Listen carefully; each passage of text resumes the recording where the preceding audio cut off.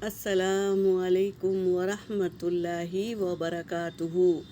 اعوذ باللہ من الشیطان الرجیم، بسم اللہ الرحمن الرحیم، رب زدنی علما۔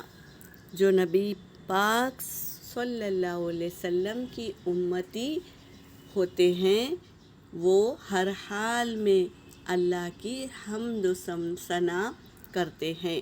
حدیث پاک کا مفہوم ہے، رسول صلی اللہ علیہ وسلم جب کوئی اچھی بات دیکھتے تو فرماتے الحمدللہ الذی بنعمتہ تتم الصالحات۔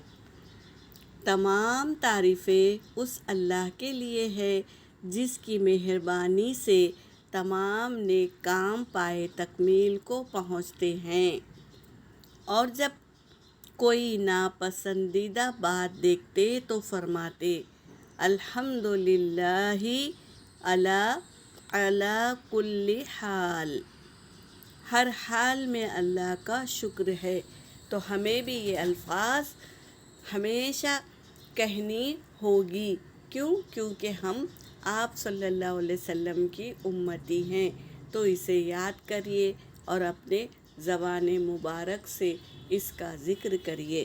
یہاں پر میرا سبق ہو گیا۔ وآخر دعوانا ان الحمد للہ رب العالمین۔